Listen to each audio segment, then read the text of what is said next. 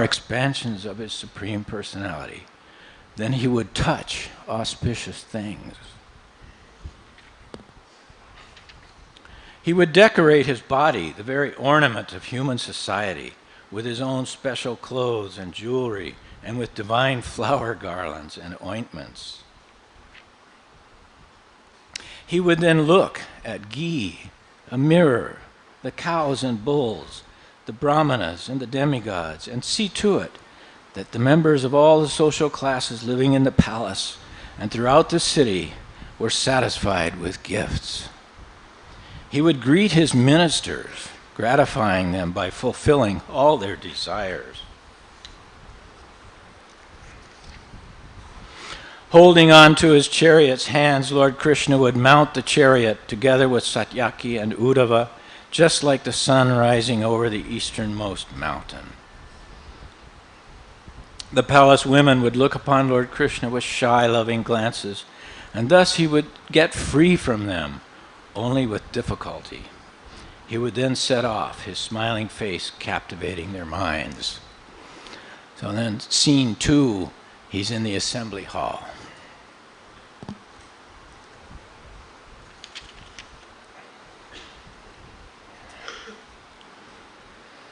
As the Almighty Supreme Lord would seat himself upon his exalted throne there in the assembly hall, he shone with his unique effulgence, illuminating all the quarters of space. Surrounded by the Jadus, lions among men, that best of the Jadus appeared like the moon amidst many stars. These performers would dance and sing to the sounds of mridangas, veenas, marajas, flutes, cymbals, and conch shells, while professional poets, chroniclers, and panegyrists would recite the Lord's glories. And there, O King, jesters would entertain the Lord by displaying various comic moods. Expert entertainers would perform for him, and female dancers would dance energetically. I mean, what a fantastic movie this is, huh? We're in this movie now. We're all players in God's movie. We can see and touch him in this movie. We're individual persons, we're persons, each of us is individual persons, surrounded by all these exalted personalities. And there's Krishna. And he wants to hear my report. He's perplexed. He needs my advice.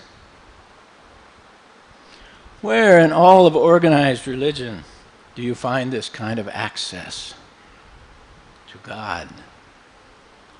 We are so internally indebted to our Vaishnava spiritual masters who have given us this access, who have given us this ticket to the movie. And the password to the secret is Hare Krishna, Krishna Krishna, Hare Hare, Hare Rama, Rama Rama, Hare Hare. I don't know about you, but from an early age, I always thought that God must be more handsome and more beautiful even than the most handsome movie star. That he wasn't some old man in the sky with a long white beard. And when the Swami, Bhaktivedanta Swami, told us, yes, he is the most beautiful person, and his name is Krishna. Whoa! Krishna means all beautiful. We thought, okay, I can dig this. Please show me how to see him. I surrender. And the Swami himself was so beautiful. In the course of writing this book, I just recently examined 30,000 photos of Prabhupada. Can you imagine? 30,000, and there's probably a lot more I haven't seen. But I did not see in any photo a bad photo. Prabhupada off guard or not looking great. He looks great in every photo you see of Prabhupada. Oh, well, who can match that? There's no other person like that anywhere. His face is so luminous. His face was so luminous, mobile, ever new and surprising expressions. And mostly very, very pleasant expressions, even in his anger, or like when he was railing against the Mayavadis. It was a fascinating display of beauty. And then moving out from his face, his shoulders, arms, and his hands were extensions of his mood. It was like watching a never-ending dance with Prabhupada, like a ballet. And it just kept going, day after day after day after day. You couldn't keep your eyes off of Prabhupada. And when he spoke, his words enhanced his beauty 1,000,000-fold. In this way we were captivated by Prabhupada's beauty. And he is only the messenger? This fascinating, beautiful man is just the messenger? How beautiful Krishna must be. Yes, the Swami said, and you can see and touch him. Whoa. When the Swami found us, just like this verse, we were all total outcasts, the lowest of mankind. You can't even imagine how low we were in our lives. Meat eaters, living for sense gratification, taking drugs upon waking in the morning just to feel better all day, a different drug 3-4 times a day. Wow, let's do this, let's do that. Illicit sex. You can't even imagine, you young boys and girls in India, how degraded my generation was in America in the 1960s. And here came this man, Prabhupada, the Swami. He came to us and offered us everything so freely, these outcasts. But we were so entranced by Prabhupada's beauty that we started to hear and chant and meditate on Krishna, and even we began to become purified. In a way, beauty is purity. When you see or hear or somehow sense something beautiful, you're uplifted. You're purified in that moment of wonder. And the Swami brought us, by his personal example, slowly into this world of pure beauty. He says, you just give something to Krishna, little thing, just a little thing, and he will give you back. You just give him little food. He doesn't eat much. Just give him little food, and he'll feed you sumptuously. You just share something from your mind, your thoughts, with Krishna, and he will share his mind with you. So this is Krishna consciousness, learning how to see and touch Krishna. And Krishna is so kind.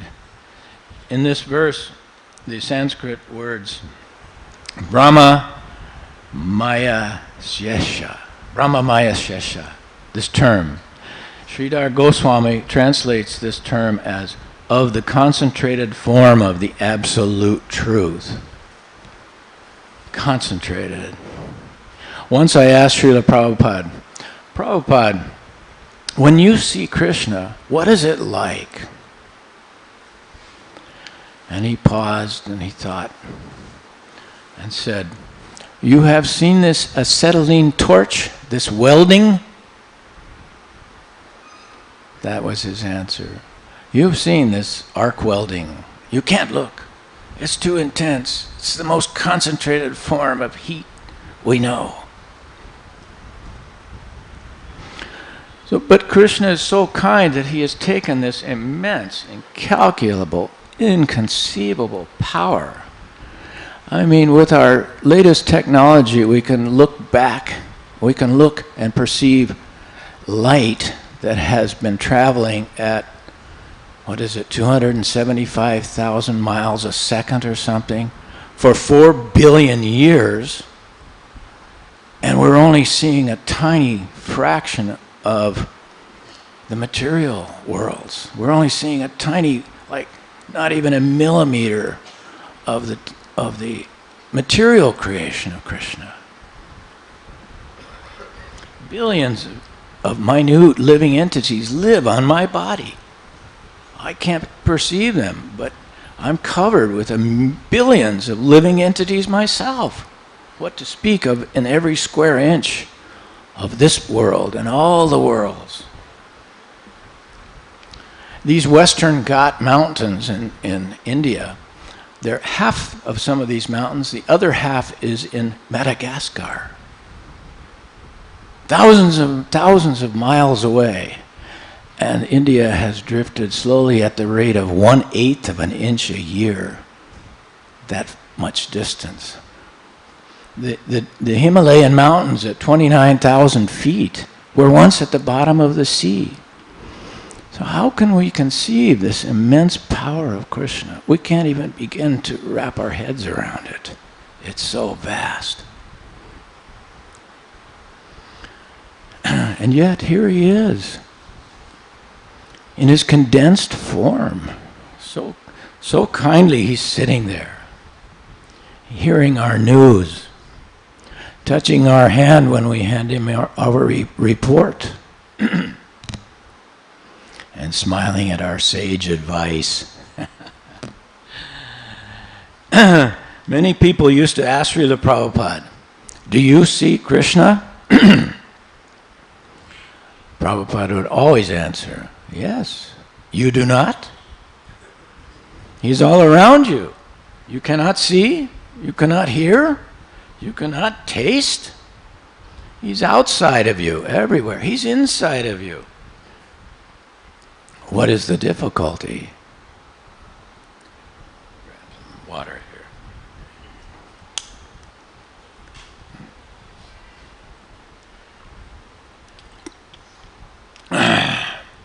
So Prabhupada told us we have to develop the eyes to see Krishna. But he said it's very easy. He used to use the fish and the water example. Well, if we fall into the ocean, very soon we will drown. We don't have bodies able to survive in the water. Within minutes, we're finished. But a little fish this big, he can live in tumultuous waves of water. So gradually, Prabhupada said, you become the fish. It's easy. He used to say, it's so easy. And we may say, oh, it's not so easy. So Prabhupada just said, try. That's all he asked. Just try. And ultimately, Krishna is so kind, he will reveal himself. It's only by this mercy, only by Krishna's mercy, from our trying, that this happens. That we get to touch Krishna. And so once you master or internalize this point of view, that Krishna is everywhere, all around, inside, outside, you're in the movie. And it's a movie full of adventure and action and magic and romance and love and comedy. And it never ends. All glories to Śrīla Prabhupada. Hare Krishna. Does anyone have any questions or comments?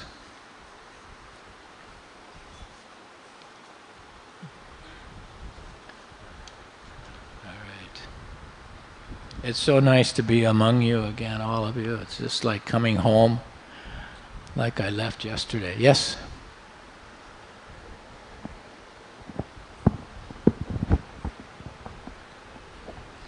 Hare Krishna Prabhuji.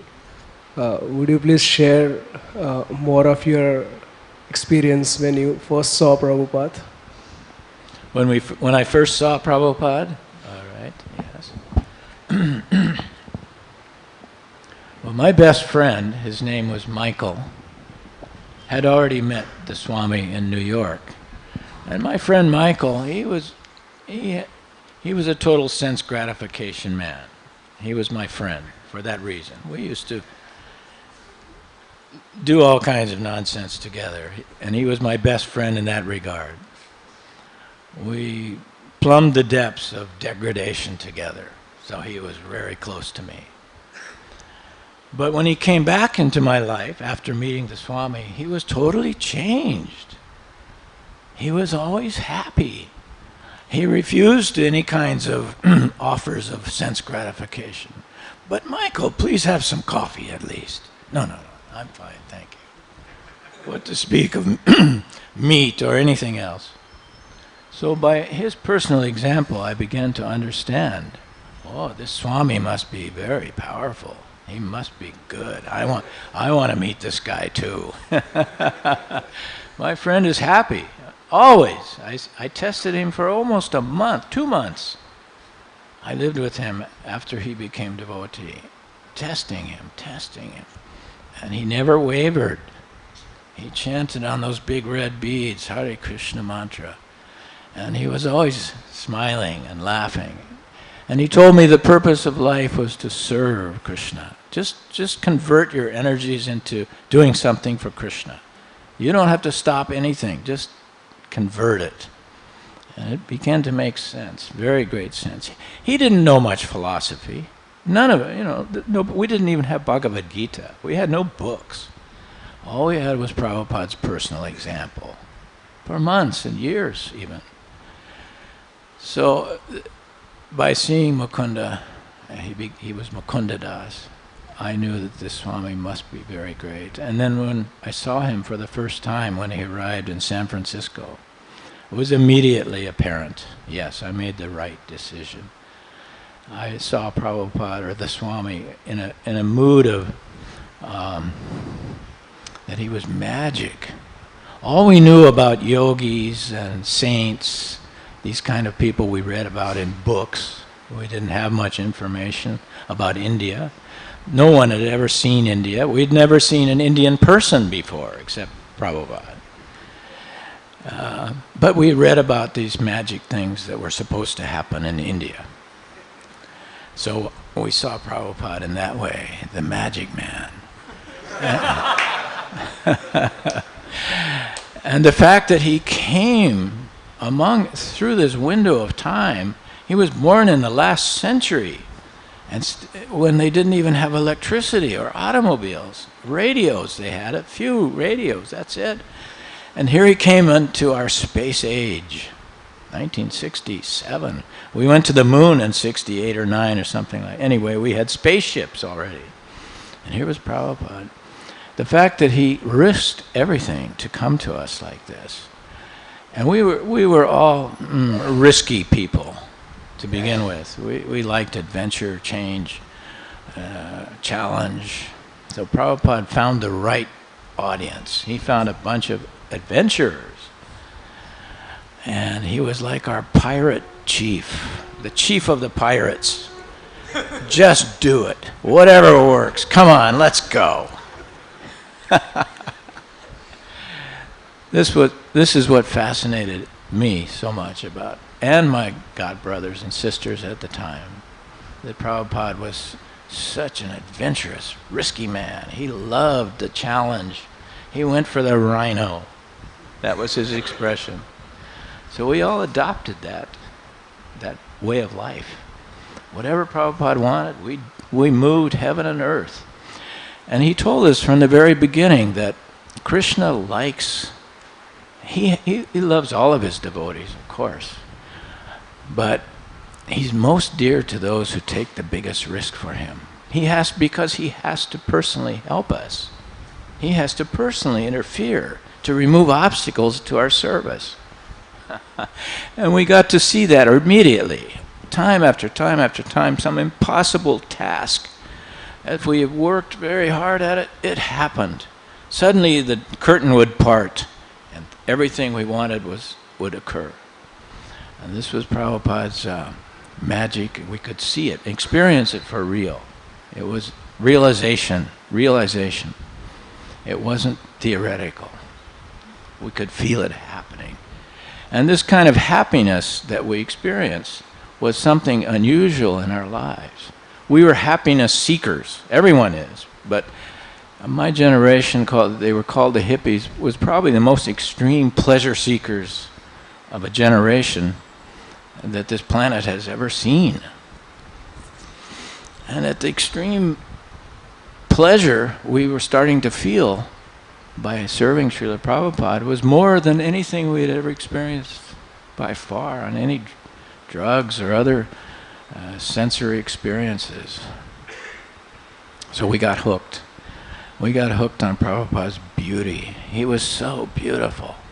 Every movement he made, everything he said was a moment of pure beauty, suspended in time. And it just kept going and going and going and going. Yeah. So, his personal example is what has saved us all. Without that personal example, your Radhanath Swami, your other God brothers and God sisters, without their example of Krishna consciousness, it's too difficult. But another thing that Prabhupada gave us were these incredible books. God, we're actually able to read this knowledge for the first time in thousands of years. Thousands of years have passed without access to this. Prabhupada gave it to us. We have these verses. We can go into the movie where Krishna was in his palace with all of his queens at night, 16,000 palaces. And they would somehow all become one in the morning. And Krishna would do this and do that and dress himself in this way and say this and bless the Brahmins and do all these things. We can see him doing it in this movie. And we can be in this movie. We're part of this movie. We have a ticket inside this movie. And it's an eternal movie full of every pleasure known. All right. Hare Krishna.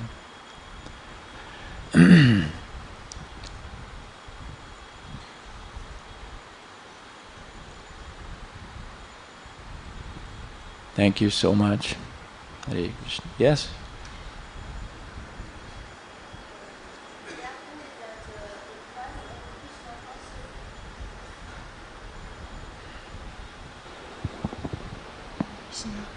Hare Krishna, thank you for your wonderful lectures. I heard that the price of Krishna consciousness is greed to get it. So sometimes when we are eager to become Krishna consciousness, we may go extremely. So I want to know how to balance the eagerness to get Krishna consciousness and at the same time be patient. Thank you. Good question. She wants to know how we balance our eagerness, our enthusiasm to become Krishna conscious with patience. Right? Where are you from? Where? China. Woo! Prabhupada would be so pleased. Unbelievable. Oh. One time we were in Hong Kong with Prabhupada, and he told us, in those days it was a very separated place, the communist world, China, Mao Zedong, all this. And there was a strict border between Hong Kong and the rest of China. And as we walked in the streets of Hong Kong, Prabhupada said, one day all of China will become Krishna conscious. Who could believe it, huh? Same thing he said in the streets of Moscow in 1970. Cold War period, no way to even imagine worshipping God in this country of Russia. And Prabhupada said the same thing, and someday everyone will be Krishna conscious in Russia. And all of these things are coming to pass. So a little patience required. It's not going to happen immediately. And I've noticed that the more eager we are to serve Krishna, the faster it happens. Things happen faster. But it's almost like waves. In my own, at least my own life, sometimes I'm extremely happy and enthusiastic, and then, oh, it goes down again. But each time the wave gets smaller. Each time the wave gets smaller, and the happiness part of it stays longer. Everyone is different. We're all individuals. I've seen many of my god brothers and sisters become very Krishna conscious very fast. I'm a very slow developer myself. So everyone is going to be individual. But as long as you practice and try and try and try, Krishna must help you. He must help you. And only by His mercy do we get this Krishna consciousness. He's there always, like I was saying, He's everywhere. But when we get those eyes, finally we get those eyes to see Him, then the pleasure goes unending. It will happen. You will see Krishna. You will touch Krishna. Hare Krishna. All right. What's next? What do we do next? What is the next? Huh? I'm early. Do we chant? Hare Krishna. Hare. Yes. Prabhuji, could you elaborate on your observation of Prabhupada, how Prabhupada never gave up on his disciples, no matter what they did, what happened to them? Yes, I'm the perfect example. His question is, Prabhupada never gave up on any of his disciples. He told us many times, he said, now I have accepted you as my disciple, so I must stay with you until you are liberated. Once we have taken this vow, he must stay with us, so he never gives up. He never gives up. We may give up, but he never gives up trying to push us farther. Who knows how long it may take. But, you know, always when someone would drop away, he would say, oh, he would call me into his room and say, write a letter to so-and-so. See if we invite him to come and live with me. Like that. He was so merciful to his disciples that would fall out. I'm the perfect example. I went off into a business world, mining. It's the most risky of all business ventures. I became absorbed in it, almost forgot about Krishna. But I began to see all the time that Krishna, whatever Prabhupada told me and taught me in the past, never went away. It would always come back, always come back. And in recent years, especially writing this book, Prabhupada has become more apparent and more clear and more involved in my life than ever before. Ever before. I see Prabhupada, I'm closer to Prabhupada now than even when I was his secretary, with him day and night. This book, I thought, oh, I'll remember everything and write it all down in 4, maybe 6 weeks. I'll have it finished. These are just memories. I know them 1, 2, 3, 4, like that. But when I sat down and began writing, Prabhupada came into my heart again. And I said, Prabhupada, have you forgiven me? Can you now help me? Yes. All is forgiven. You carry on now. Here's what happened on that day. Here's what happened on that day. He began to instruct me from inside what happened those days. So it took me almost 2 years to finish those memories. And I wrote every day. I got up in the morning and wrote quite often until dark. I would get to my computer and write and look up, and it's dark outside and I'm still in my pajamas. I became so filled with Prabhupada. So he never gives up. He's always with us. You just have to open yourself and pray for his presence again in your life if you forget him. It's not that he is forgetting you. You are forgetting him. He always remembers. Every one of his disciples he remembers. He has to. That's his job. He has promised Krishna he will deliver you. Well, you must do that.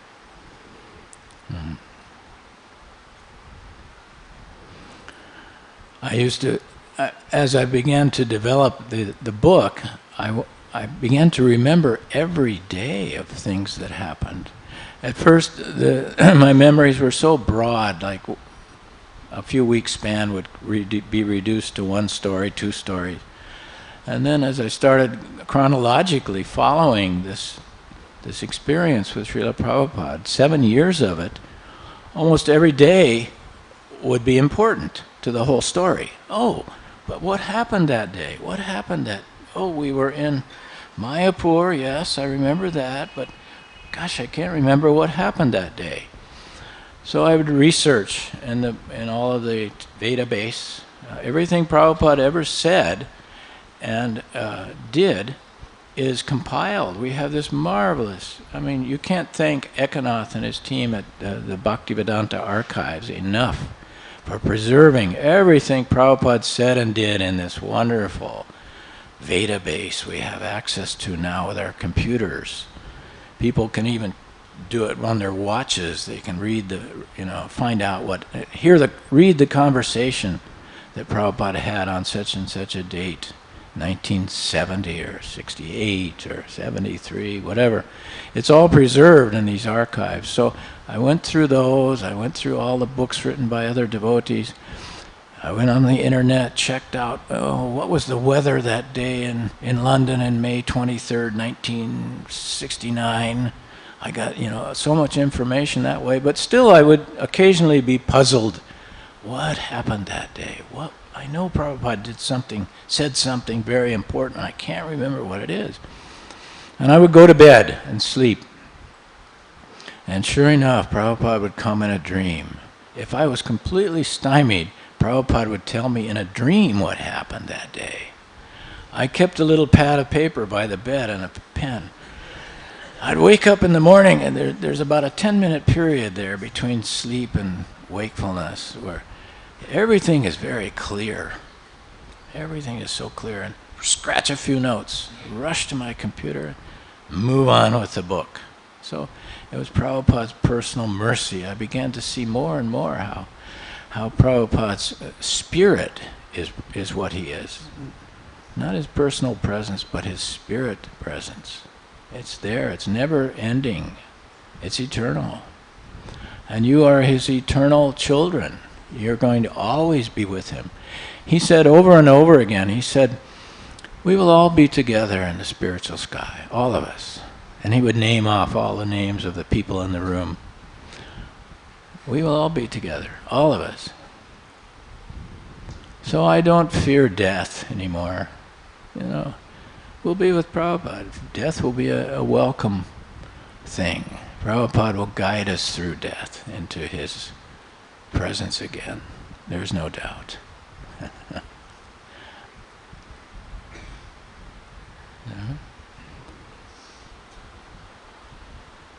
Fearless. Abhay is his first name. Mr. Fearless.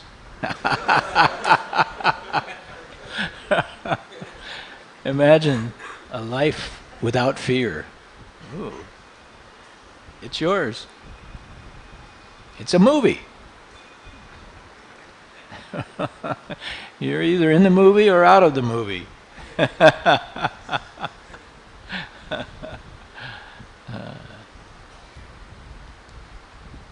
Hare Bol. All glories to Srila Prabhupada. Should we chant something?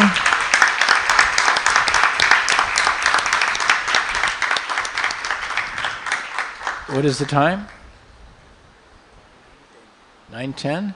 Shall we chant something? Chant? Okay. When Prabhupada first came to San Francisco in the early days, in 1967, he taught us a melody for the Hare Krishna mantra called the Morning Melody. I don't know if everyone knows that melody, but it's very beautiful from the morning. So, shall we chant? Okay. I'll try to. I'm not very good at this chanting.